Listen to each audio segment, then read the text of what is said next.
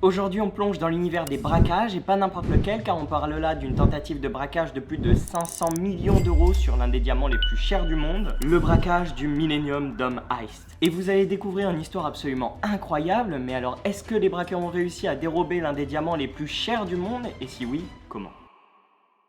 Mais pour comprendre le Millennium Dome Heist, il faut déjà connaître le contexte. Nous sommes en l'an 2000, en plein cœur de Londres. Le Millennium Dome, un immense complexe d'exposition construit pour célébrer l'an 2000, abrite une exposition spéciale contenant certaines des pierres les plus précieuses et les plus chères du monde, dont le fameux Millennium Star Diamond de De Beers. Les joyaux de De Beers, exposés dans une section hautement sécurisée du dôme, attirent des visiteurs du monde entier. Mais pour un groupe de braqueurs audacieux, c'est une opportunité en or. Leur plan, s'introduire dans le dôme, briser la vitre blindée contenant les joyaux et s'enfuir avec un butin de plusieurs centaines de millions d'euros. La bande de braqueurs qui s'intéresse à ce diamant est composée de criminels chevronnés, car oui, chacun a un rôle bien précis dans ce braquage. On retrouve Ray Betson, un vétéran des braquages avec une expérience de plusieurs décennies, William Cockram, un expert en logistique qui a déjà orchestré plusieurs coups importants, et Aldo Ciorba qui était connu pour sa capacité à planifier des braquages très complexes. Et les préparatifs commencent des mois avant le braquage. La première étape consiste à effectuer une série de repérages. Ils se font alors passer pour de simples visiteurs et ils passent des journées entières à étudier la sécurité du dôme. Ils notent les rondes des gardes, l'emplacement des caméras de sécurité, la disposition des alarmes et même les petites failles potentielles dans le système de sécurité. Ils notent tout dans des carnets codés sans jamais éveiller les soupçons. Ensuite, ils s'approchent de plus en plus des zones critiques. Ils examinent la qualité des vitres blindées, cherchent des points faibles dans les serrures des portes d'accès et étudient le comportement des employés du dôme. Ils observent les livraisons et les sorties des camions pour comprendre quand serait le meilleur moment pour agir, et ils sont particulièrement intéressés par les changements de garde et les routines des équipes de sécurité. Ensuite, ils rassemblent le matériel nécessaire, un bulldozer pour forcer l'entrée, ouais, rien que ça, une lance thermique pour découper la vitre blindée et des bateaux pour prendre fuite. Et oui, des bateaux, parce que leur plan prévoit une évasion par la Tamise, la rivière qui traverse Londres et borde le dôme. Ils pensent ainsi échapper plus facilement à la police en utilisant un moyen de transport inhabituel. Ils louent un entrepôt dans l'est de Londres où ils stockent le matériel et où ils peuvent répéter leur plan. Chaque détail est analysé et révisé, ils savent qu'ils n'ont qu'une seule chance de réussir. Les repérages sont si détaillés qu'ils vont même jusqu'à étudier les routines des employés du dôme afin de minimiser les imprévus le jour du braquage. L'entrepôt devient leur vrai QG. Ils y passent des nuits entières à peaufiner chaque étape du braquage. Ils simulent même des interventions de la police, calculent le temps nécessaire pour chaque action et répètent encore et encore leurs mouvements pour être parfaitement synchronisés le jour J. Ils s'entraînent à manier la lance thermique, à utiliser le bulldozer et à effectuer des manœuvres rapides avec les bateaux. Les braqueurs mettent également en place un plan de communication sécurisé pour éviter que leurs conversations ne soient interceptées par la police. Ils utilisent des téléphones jetables, changent fréquemment de carte SIM et évitent les conversations compromettantes par téléphone. Tout est minutieusement planifié pour réduire les risques. Ils se rencontrent régulièrement pour des briefings où ils discutent des dernières observations et ajustent les détails du plan. Chacun doit connaître son rôle par cœur et les moindres imprévus doivent être anticipés. Ils prévoient même des scénarios de repli en cas de problème de force majeure. Mais les braqueurs s'assurent aussi de ne pas attirer l'attention sur eux. Ils vivent une vie discrète, sans dépenses extravagantes ni comportements suspects. Car oui, ils savent que le moindre faux pas, la moindre arrestation ou la moindre transaction financière particulière pourrait éveiller les soupçons de la police. Mais alors pendant ce temps, qu'est-ce que fait la police? Eh bien, elle a été mise au courant quelques semaines avant la date du braquage par un informateur infiltré dans le milieu criminel qui leur souffle à l'oreille qu'un gros coup se prépare. Les informations sont floues mais suffisamment préoccupantes pour mettre en alerte l'unité de vol à main armée de la police de Londres. Les enquêteurs commencent alors à surveiller les suspects. Ils découvrent des achats de matériel suspect et des repérages constants autour du Millennium Dome. À partir de ce moment-là, une opération spéciale et secrète de la police est mise en place pour surveiller les moindres faits et gestes des braqueurs. Des écoutes téléphoniques sont installées et des agents en civil suivent directement les mouvements de Ray Betson et de ses complices. Et ils découvrent rapidement le plan général du braquage, mais restent prudents pour ne pas alerter les malfaiteurs avant le jour J. Car oui, les enquêteurs ne veulent pas seulement arrêter les braqueurs, ils veulent les attraper en flagrant délit pour s'assurer qu'ils soient condamnés à des peines sévères, mais pour cela, ils doivent être extrêmement vigilants et discrets. Ils surveillent chaque mouvement, chaque achat de matériel et essayent de comprendre le plan dans ses moindres détails. Mais pour contrer ce braquage potentiel, la police élabore un plan digne des meilleurs films d'action. Ils décident de ne rien dire aux organisateurs de l'exposition pour ne pas alerter les braqueurs, et à la place, ils renforcent la sécurité en toute discrétion. Hop,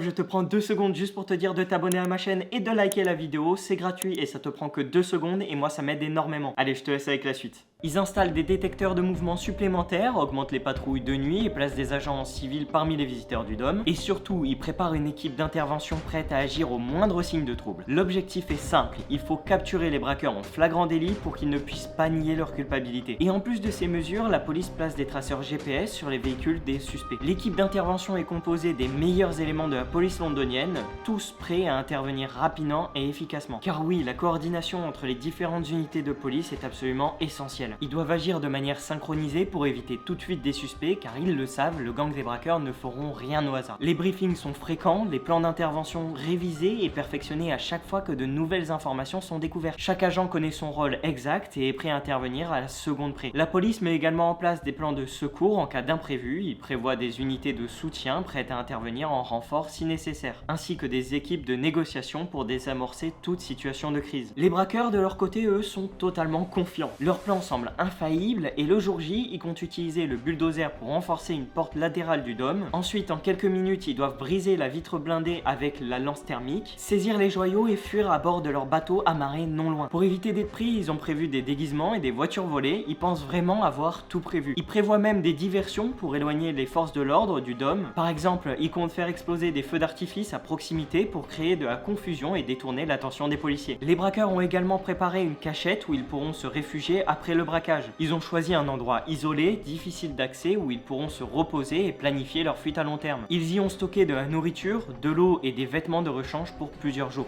Et pour s'assurer que tout se passe comme prévu, ils ont répété leur plan plusieurs fois. Chaque membre de l'équipe connaît son rôle par cœur, ils ont chronométré chaque étape pour s'assurer que le braquage ne prenne pas plus que quelques minutes. Leur objectif est simple, c'est de minimiser les chances de se faire attraper en faisant un braquage simple et rapide. Nous sommes le 7 novembre 2000, tout est en place. Les braqueurs se préparent, équipés de leurs équipements et du matériel nécessaire. Le matin, ils prennent position autour du Millennium Dome, prêts à lancer l'opération. Mais ce qu'ils ignorent, c'est que la police est déjà sur le qui-vive. Les agents de police sont en place, déjà déguisés en visiteurs ou en employés. Les unités d'intervention sont prêtes à intervenir à n'importe quel moment. Les braqueurs avancent selon leur plan, le bulldozer fonce vers la porte latérale, les vitres tremblent sous le choc. Les visiteurs paniquent et les agents de sécurité sont rapidement alertés. Mais avant même que les braqueurs ne puissent atteindre les joyaux, les policiers interviennent. La scène est chaotique, le bruit des sirènes retentit, les agents en civil se dévoilent et tentent de maîtriser les braqueurs. Les malfaiteurs essaient de résister, mais ils sont rapidement submergés par le nombre et la coordination des policiers. Les braqueurs sont alors désorientés, leur plan minutieusement élaboré pendant des mois s'effondre en quelques secondes. La police ayant anticipé chaque mouvement les prend de court. Les agents déploient des filets et des équipements anti-émeute pour neutraliser les malfaiteurs sans risquer la vie des visiteurs. Les braqueurs tentent alors de s'échapper vers les bateaux, mais ils sont bloqués par les barrages policiers. Les forces de l'ordre ont tout prévu, tous les scénarios possibles et ont déployé des équipes le long de la Tamise pour empêcher toute fuite. Les malfaiteurs sont acculés et n'ont plus d'issue. La scène est surréaliste, des visiteurs en panique, des braqueurs désespérés et des policiers qui interviennent avec une efficacité redoutable. Le bruit des sirènes, les ordres criés, les bruits de lutte, tout cela crée une atmosphère de tension extrême. En seulement quelques minutes, les braqueurs sont neutralisés. Les policiers les menottent et les conduisent hors du dôme sous les yeux médusés des visiteurs. Bah oui, là parce que là t'es un visiteur, t'es en train de faire ta petite visite tranquille et là tu vois un bulldozer te foncer dessus, je pense que tu te chies dessus. Mais l'opération est un succès total pour les forces de l'ordre. Les joyaux sont intacts et les braqueurs sont arrêtés. Ils sont alors emmenés au poste de police. Ray, William, Aldo et tous leurs complices sont alors interrogés. Les enquêteurs cherchent à comprendre comment ils ont élaboré un plan aussi audacieux. Les braqueurs qui eux sont désillusionnés et épuisés révèlent peu à peu les détails de leur préparation. Et là, les médias se déchaînent. L'affaire fait les gros titres dans tout le pays. Les détails du braquage sont révélés au grand public.